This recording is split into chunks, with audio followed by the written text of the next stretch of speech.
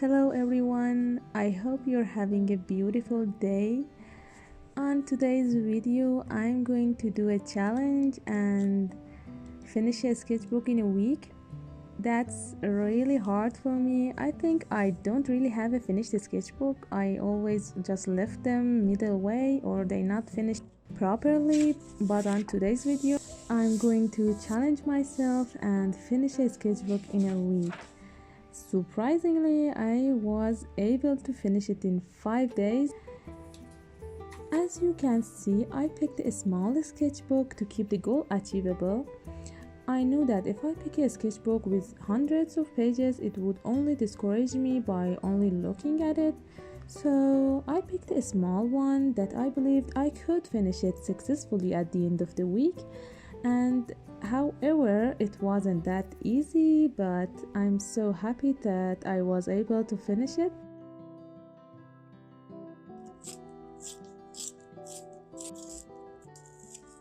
I set 2 goals for this sketchbook to help me stay focused during the week. I knew that if I didn't have a goal, I was confused about what I'm going to draw the next day and spend hours and hours searching for references and stuff.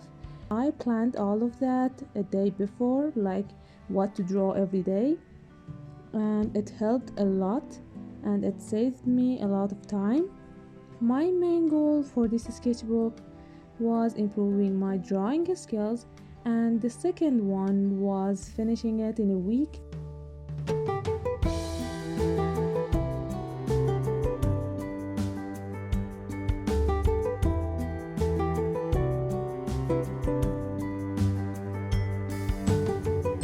So in order to accomplish my first goal, I did practices and studies that I believed it would improve my drawing skills.